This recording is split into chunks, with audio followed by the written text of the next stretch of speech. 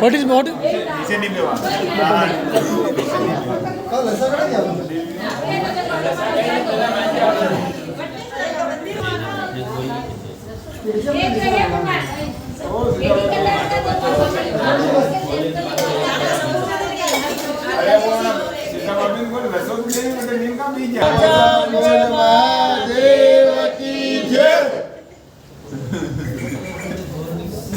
नहीं बोलिए और बोल अच्छा बोला रमेश अंकल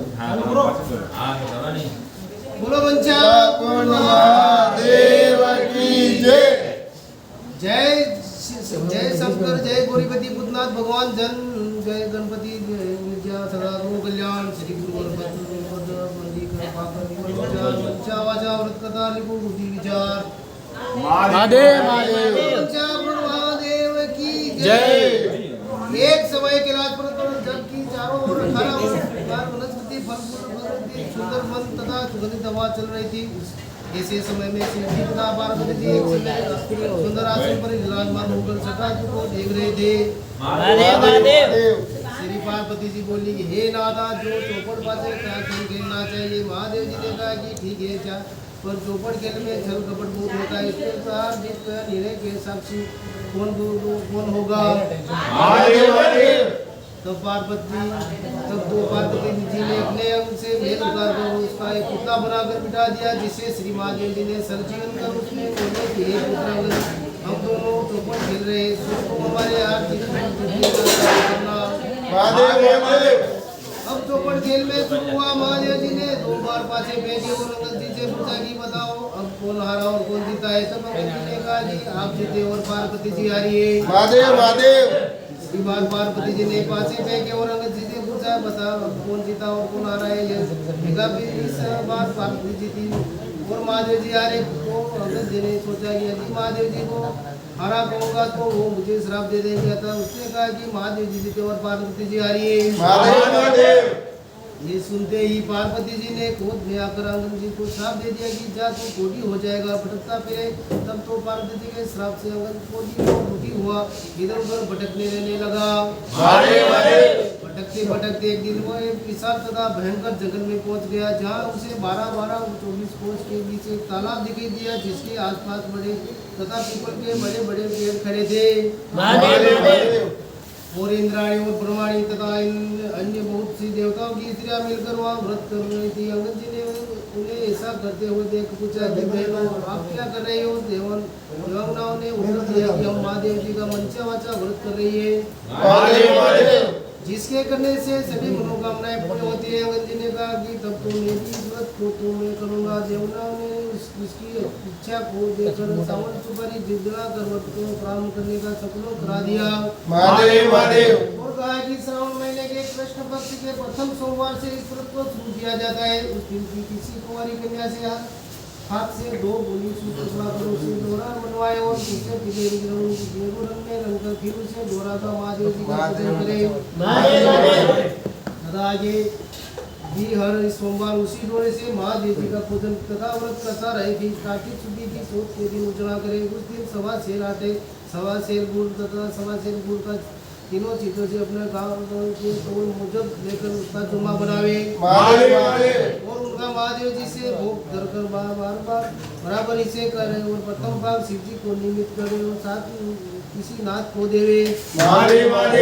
दूसरा भाग किसी ब्राह्मण को दे और तीसरा भाग किसी गायों को खिला दे और चौथा भाग प्रसाद को आप स्वयं ग्रहण करें तथा शेष को बिना राजा रंग हो या छोटे बड़े भेदभाव किए सबको बराबर बांट देवे। डोरा जो बनाया जाता है उसे जब तक व्रत करे श्रम धारण करते रहे और उद्यापन के पश्चात पदार्थ देवे। बस यही व्रत का विधान है। तब अंगद जी ने नियम अनुसार मंचा वाचा व्रत प्रारंभ किया और लगातार 4 वर्ष तक करते रहे। उधर एक दिन पार्वती जी को बेटे अंगद जी की याद आई और वहाँ उसके योग में घबरा कर महादेव जी से कहने लगी, हे नाथ, कोई ऐसा उपाय बताइए जिसमें अंगद जी वापस आ जावे। तो शंकर भगवान ने पार्वती से कहा कि हे प्रिय, तुम मंचा वाचा व्रत करो, तुम्हारी इच्छा अवश्य पूर्ण होगी। तब तो श्री पार्वती जी ने अनुसार डोरा बनवाकर व्रत प्रारंभ किया और जो ही व्रत समाप्त हुआ कोट अंगन पे कोट रहित होकर विचलित हुआ पार्वती जी से आप मिला पुत्र को देखते ही पार्वती जी खुशी के मारे हंसने लगी।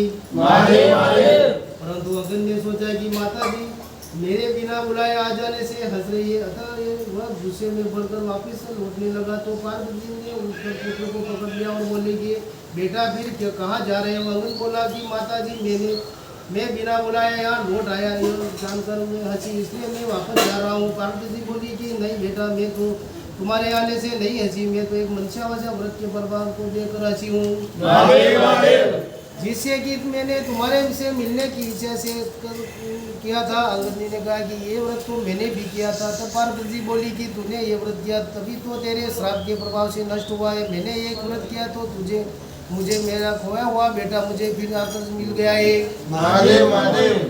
अस्तु बेटा, और तेरी क्या इच्छा है सो मुझसे कहो। अंगद जी बोले कि हे माता जी मेरी तो ये इच्छा है कि मैं उज्जैन का राजा बनूं। तो पार्वती जी बोली कि अच्छा बेटा, तू अभी उज्जैन चला जा, तुझे वहाँ का राज मिल जाएगा। गिरजा के आशीर्वाद से अंगद जी के प्रणाम चला, वहाँ से तुरंत ही वे शिव जी का नाम माता का आशीर्वाद पाकर अंगनवाद से चले गए और उज्जैन जहाँ पहुँचे उधर उज्जैन के राजा ने अपनी इकलौती कन्या का स्वयंवर रचा था और एक शर्त रखी थी कि ये हथनी की जिसके गले में जयमाला डाल देगी उसी राज का कन्या का विवाह किया जाएगा। अतः स्वयंवर के दिन ठीक समय एक आदमी को श्रृंगार करा करता था, उसका पूजन करके उसके सूर्य में एक माला देकर कहा कि हे आदमी तू देवी के समान है, था इस सभा में जो राजकुमारी के योग हो वन हो उसी के गले में ये माला डाल दे। अपनी माला को लेकर चली और जहाँ आंगन बैठे था वहाँ पहुँचकर उसी के गले में माला डाल दी। ये देखकर लोगों ने कहा कि ये तो न मालूम कौन है, हथनी चूक गई है। अतः लड़के के आंगन को वहाँ से हटाकर फिर हथनी से प्रार्थना की कि हे हथनी, इस सभी को जो भी तुम्हें राजकन्या के योग दिखाई दे तथा जो उज्जैन के राज को अच्छी तरह से संभाल सके उसी के गले में माला पहना दो। तब हथनी ने दूसरी बार भी माला अंगद जी के ही पास जाकर उसके गले में माला पहना दी। लोग कहने लगे कि हथनी उस लड़के से पुलिस गई और उसे दरवाजे के बाहर बिठा दिया, परंतु जब हथनी को तीसरा बार माला दी गई, हथनी ने दरवाजे के बाहर निकल कर फिर उसी के बाले की माला पहना दी। फिर क्या था, तब राजा ने कहा कि जैसा होना रहे होगा। उसने नगर सेन को कहा कि इस बालक को अपने घर ले जाओ और फला लगो, इससे श्रृंगार कराकर सज धज के बाद बारात बज जाकर लगन के समय ले आना। सेठ अंगन को लेकर घर ले गया और उसके लड़के को खूब श्रृंगार कराकर तथा बारात सजाकर लगन के समय ले आया। बड़ी धूमधाम से के साथ उनका विवाह सफल हुआ और राजा ने अपना सारा राजपाट उसे कन्यादान को दे दिया। गिरजा के आशीर्वाद से हुआ नरेश विपुल सदा मिली नवलेश। विवाह के पश्चात सब वर वधु महलों में गए तो राजकुमार ने अंगद से पूछा कि हे नाथ, आपकी जाति और नाम क्या है तथा आपके पिता और ग्राम का नाम क्या है? तो अंगद ने कहा कि हे राजकुमारी, मैं शिव पार्वती का लड़का हूँ और मेरा नाम अंगद है। तब राजकुमार ने कहा कि महाराज, आपकी इस बात को तो यहाँ कोई नहीं मानेगा, आप सत्य सत्य बतलाए कि वास्तव में क्या बात है। तब तो अंगद जी ने अपने पैदा होने से सारी कथा राजकुमार से सुनाई और अपने श्राप तथा वंशावसा व्रत के प्रभाव से श्राप से छुटकारा उज्जैन के राज के पाने का सारा वृत्तांत कह सुनाया। राज सुनकर राजकुमारी को संतोष हुआ और दोनों सुखपूर्वक रहने लगे। थोड़े दिनों के पश्चात अंगद ने कहा कि हे राजपुत्री, अब मेरी राज करने की अवधि पूरी हो चुकी है, तो मैं अपना माता पिता के पास कैलाश जाना चाहता हूँ। तेरी क्या इच्छा है सो मुझसे कहो। राजकुमारी बोली कि हे नाथ, मैं तो पुत्र और धन राज का सुख साथी हूँ। अंगद ने कहा कि तुम वंशावसा व्रत को तुम्हारी इच्छा अवश्य पूर्ण होगी। राजकुमारी बोली कि हे नाथ, जब आप कैलाश चले जाएंगे तो मेरे पुत्र कैसे होगा? अंगद ने कहा कि हे राजपुत्री, वंशावसा व्रत के प्रभाव के तुम्हारे बिना मेरे और गर्भवास के ही पुत्र मिलेगा। ऐसा कहकर वो वंशावसा व्रत की सारी विधि समझाकर अंगद जी से उसी समय कैलाश को चले गए। इधर राजकुमारी ने पति के आज्ञा अनुसार वंशावसा व्रत शुरू किया। तब लगातार 4 वर्ष करती रही। इससे भगवान शंकर बहुत प्रसन्न हो गए। एक दिन जब रानी दातुन कर रही थी तो उसने अपनी दासी को जल की जारी लाने के लिए ऊपर महल में भेजा। जब दासी ऊपर महल में गई तो क्या देखती है कि सोने की पालकी में एक सुंदर बालक सोया हुआ इतना मोटा सोच रहा था। तो दासी ने दौड़ते हुए नीचे आकर रानी से सारा हाल कहा तो और उसे ऊपर ले गए। तो रानी ने बालक को देखते ही उठाकर छाती से लगा लिया और लगातार 4 वर्ष तक करता रहे। महादेव जी से प्रार्थना करने लगी कि हे नाथ, यदि आपने मुझे ये पुत्र दिया तो मेरे स्तन से दूध की धारा सूख जाए। तो रानी का इतना कहना था कि उसके स्तन की दूध की गई। सारे महल में नगर में खुशी छा गई और सभी मनचावाचा व्रत के मत से सहने लगे। बालक का नाम फूलकुंवर रखा गया। धीरे धीरे फूलकुंवर बड़ा होने लगा। अब उसे सभी राजकुमार आने लगे। तो एक दिन राजकुमार ने अपने माता से पूछा कि ये माता मेरे पिता कौन है, उसका नाम क्या है और वे कहाँ है। तो रानी ने कहा कि हे पुत्र, तेरे पिता तो नाम अंगद जी है, वो वे महादेव जी के पुत्र होते। इस समय तो वो कैलाश में है। राजकुमार ने कहा कि हे माता, मृत्यु लोक में इस बात को तो कोई सच्ची मान सकता है। तब तो रानी ने उत्पत्ति उनके श्राप का कथा बच्चा प्रताप से उन्हें उज्जैन का राज मिलने की कथा तथा उसकी स्वयं की उत्पत्ति की कथा आदि सारी बातें सुनाई और कहा कि हे पुत्र, मनचावाचा व्रत को करने वाले के लिए तो कोई भी बात संभव नहीं है। यदि तुझे इसके पराक्रम का भान नहीं है तो तू स्वयं भी इसको करके इसका फल भी प्रत्यक्ष रूप में देख सकता है। फूलकुंवर कहने लगा कि हे माता, मेरी इच्छा है कि चेटी राज की कन्या जो कि इस समय दुनिया में सबसे अधिक सुंदर मानी जाती है, उसके साथ मेरा विवाह हो। कन्या का इस व्रत से अच्छा हो सकता है। तो रानी ने कहा कि हे हाँ, व्रत को करने से तुम्हारी इच्छा अवश्य पूर्ण होगी। तब तो फूलकुंवर ने माता से संपूर्ण विधि पूछकर व्रत प्रारंभ किया और लगातार 4 वर्ष तक करता रहा। भगवान शंकर फूलकुंवर पर प्रसन्न हो गए और चेती राज के सपने में जाकर कहा कि हे चेती राज, मेरे कहने से चेती राजकुमारी का विवाह उज्जैन के राजकुमार से कर दे। चेती राज ने भगवान शिव जी के वचन सुनकर अपनी कन्या का विवाह उज्जैन के राजकुमारी फूलकुंवर के साथ कर दिया। जो अब तो वो फूलकुंवर राजा हो गया। एक दिन राजा फूलकुंवर शिकार के लिए वन में गया तो वहाँ उसको कोई शिकार में हाथ नहीं आया। तो भूख प्यास से व्याकुल होकर वही एक बाग में जाकर आराम करने लगा। देवियों के से वहाँ से कोई ब्राह्मण आ गया। उसने राजा को पंचांग सुनाया कि आज कार्तिक सुदी 14 मनचावाचा व्रत का उज्जवला का दिन है। राजा ने कहा कि हे विप्रराज, मुझसे तो भूल हो गई है, आप अब मुझे पूजन करा दो। ब्राह्मण ने पूजा के लिए शहर में रानी के पास खबर भेजी कि राजा साहब शिकार के लिए वहाँ वन में ठहरे हैं और आज ही उनको कार्तिक सूद का उठना है, इसलिए कोई 4.25 सेर आटा, 1.25 सेर दूध, घी और 1.25 सेर गुड़ का चूरमा बनवा कर मंगवाया जाए। बोलो वंशा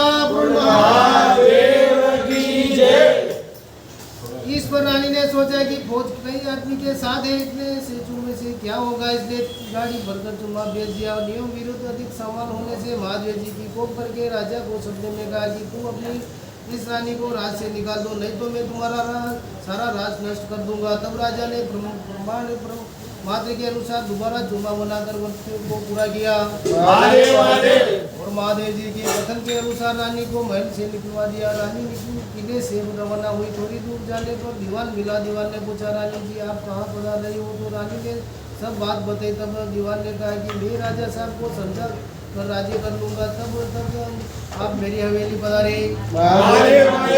रानी जो ही दीवान की हवेली में गई और दीवान भी अंधा हो गया था। तब तो दीवान ने हाथ जोड़कर कहा कि आप यहाँ से पधारो। रानी वहाँ से रवाना होकर आगे चली तो एक नगर सेठ मिला। उसने भी ये कहा कि राजा साहब को एक दिन में मना लेंगे, तब तक तो आप हमारे घर पर विराजे।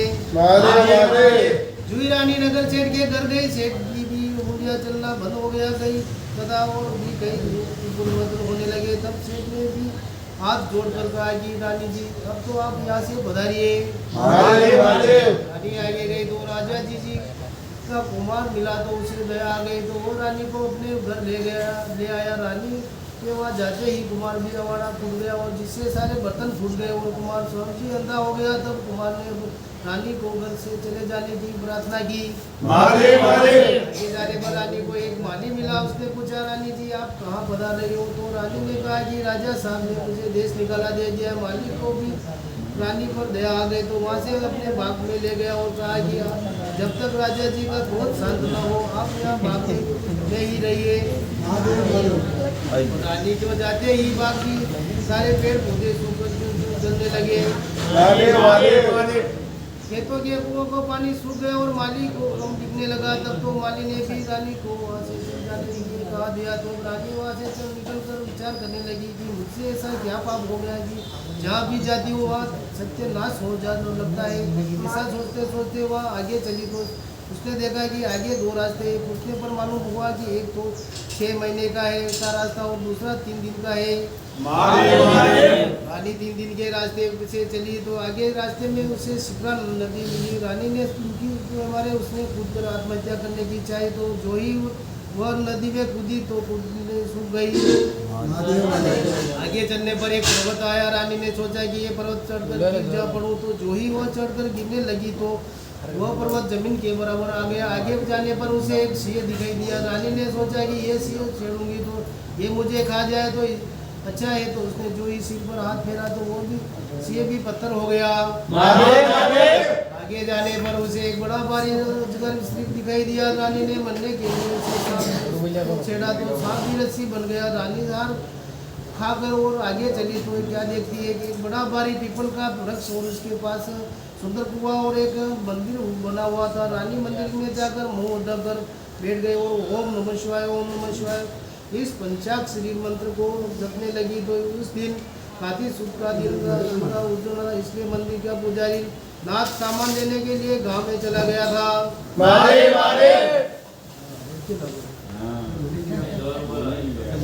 बोलू लिया वहाँ उसको कुत्ते ने काट गया तो पुजारी नाथ ने विचार किया आज मेरे आश्रम में ऐसा कौन पापी आ गया है जिसके कारण ये उत्पात हो गया है। नाथ ने मंदिर में आकर जब वहाँ एक स्त्री बेटी देखा तो सोचने लगा है कि आज यहाँ कौन डॉक्टर पुतली आ गई है। रानी नाथ को देखकर विनय पूर्वक बोली कि हे महाराज मैं न तो डॉक्टर हूँ न पुतली हूँ, मैं तो एक मानवी हूँ, आकाश की गिरी और जमीन की चली दुखी स्त्री हूँ। यदि आप मुझे धर्म की बेटी बना लो तो मैं अपना सारा वेद बता दूं। नाथ जी ने यह स्वीकार कर लिया। तब रानी ने अपना सारा किस्सा कहा। फिर कहा कि वहाँ से जाने लगी तो भूख के मारे चल भी नहीं सकी। तब तो नाथ ने उसने का एक लड्डू दिया उसे दिया तो लड्डू देखते ही रानी को व्रत याद आ गया। उसने इतने में नाथ ने कह दिया कि आज कार्तिक शुद्धि का चौथ है, वह मंचा वाचा व्रत का प्रसाद है। इसका नियम कि कोई भी राजा हो या अधिक प्रसाद बनावे, इसलिए ये एक बाग लड्डू है। तब रानी को समझ में आ गई कि मैंने चूरमा ज्यादा भेजा इसलिए वही महादेव जैसे मेरे पर क्रोधित हो गए। ऐसा विचार कर रानी ने नाथ जी से कहा कि हे महाराज इस व्रत को तो मैं भी करना चाहती हूँ। तब नाथ जी ने कहा कि ये जो श्रावण प्रथम सोमवार आ रहा है कि उसी दिन से तुम व्रत करना। रानी ने नियम अनुसार व्रत शुरू किया और जब कार्तिक शुद्धि को चौथ का दिन आया तो नाथ जी गांव में जाकर सब सामान ले आए। सवा सेर गुड़, सवा सेर आटे का चूरमा बनवा कर दिया और कुंवारी कन्या से पूरी कटवा कर उसका डोरा बनवा दिया। चूल्हे के 4 भाग किए और शिव जी पार्वती जी के चित मन में पूजा की। और इस प्रकार व्रत करते हुए जब रानी को 4 वर्ष हो गए तो महादेव जी ने राजा कुंवर को सपने में दर्शन देकर कहा कि अब तू रानी को बुलवा ले, नहीं तो मैं तेरे राज को नाश कर दूंगा। तब राजा ने कहा कि महाराज अब रानी का पता कैसे लगेगा, आपकी आज्ञा से ही मैंने उसे देश निकाला दे दिया था। महादेव जी ने कहा कि हे राजा तू अपने 4 विश्वासी लोगों को पूर्व दिशा के दरवाजे पर भेज दे। वहाँ बिना नाते वाली हुए बैलों की गाड़ी आएगी, वो लोग उसमें बैठ कर जाए, वही गाड़ी उन्हें वहाँ ले जाएगी जहाँ पर तुम्हारी रानी है। प्रातःकाल होते ही राजा ने 4 आदमी भेजे, उन्हें बिना नाते वाली बैलों की गाड़ी मिली। वो चारों उसमें बैठ गए तो वो गाड़ी उन्हें वहाँ ले गई जहाँ पर रानी रहती थी। सबों ने रानी को पहचान कर कहा कि रानी जी राजा साहब आपको बुला रहे हैं तो इसलिए मैंने हम लोगों को भेजा है। तब तो रानी जी ने नाथ जी से कहा कि मैं तो आपकी बेटी हूँ, सो आप मुझे सिर दे कर भेजो। तब तो नाथ जी ने मिट्टी के हाथी, घोड़े, रथ, पालकी आदि बनवा कर मट्टी के छींटे दिए जिसमें सच्चे हाथी, घोड़े, पालकी आदि बन गए। तब रानी ने फिर कहा कि हे पिताजी रास्ते में मेरे सुनने से कई जीवों का नुकसान हो गया है, सो उनका कोई उद्धार हो जाना चाहिए, नहीं तो वो सब पाप से मुझको ही लगेगा। वो तब नाथ जी ने शिव जी के लिए निर्मल स्नान कराया और जल की एक जारी भरकर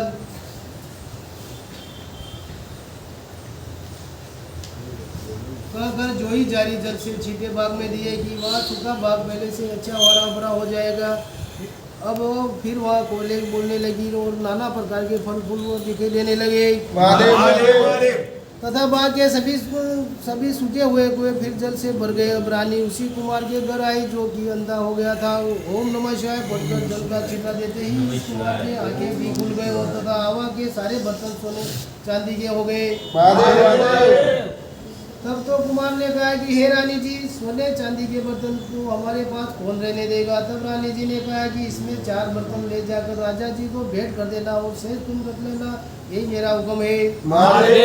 इसी प्रकार जब वह नगर सेठ के घर पर गई तो उसकी भी हुंडियाँ फिर से चलने लगी और व्यापार में लाभ होने लगा। तब नगर सेठ ने कहा कि अन्नदाता जी, आपके पधारने से हमारे विधि सिद्धि हुई था, इस खुशी में सारे नगर को जिमाना चाहता हूँ। रानी ने यह बात मान ली और नगर में ढिंडोरा पिटवा दिया कि कल किसी के घर धुआं में अगर किसी के चूल्हे में जलाया जाएगा तो 101 रुपया जुर्माना होगा। आगे चलकर रानी दीवान जी के वहाँ पहुंची तो उसके जाते ही दीवान की आंखें खुल गई और वस्त्र आनंद हो गया। रानी साहिबा को किले में पधारे और तो राजा जी ने उनको बड़ा हमारी स्वागत किया और जलसा मनवा गया।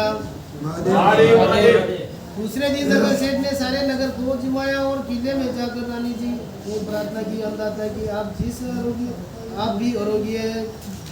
रानी ने कहा कि मेरे आज तो कार्तिक चुट का उजला है, सो किसी भूखे आदमी को जिमा कर जिमूंगी, परंतु सारे गांव के लोग तो नगर सेठ को या जिमने गए तो ढूंढते ढूंढते धोबी घाट पर एक अंधी बहरी और पौधी धोबी की पड़ी हुई मिली। रानी की आज्ञा से उसे लाया गया और स्नान कराया और स्नान कराते ही उसका सारा कोट मिट गया। रानी ने उसका जो ही मंशावार और सारी कथा सुनाई, उसे सुनाते ही उसके लिए स्वर्ग से विमान आ गया और बुढ़ी तो भी कथा सुनने पर प्रसाद लेने मात्र से ही शरीर सहित वो चली गई। इसके बाद राजा रानी नियम से हर वाला वाचा व्रत का व्रत करते हुए संसार पर सब प्रकार से सुखों को भोगते रहे। अतः मैं अपने पुत्र को राजगद्दी देकर शिवलोक को सिधार गए।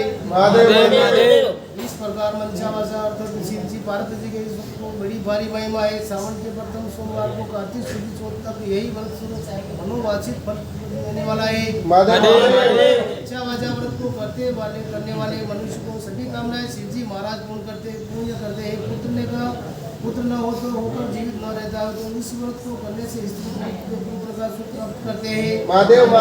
इसी प्रकार पुरुष स्त्री और स्त्री को पति सुख और सौभाग्य और प्राप्त होता है। जिसके कमाई धंधा न हो उसके करने से इसी जीविका भी प्राप्त होती है। बोलिए श्री मंचा श्री पार्वती जी की जय हो। बोलो मंचा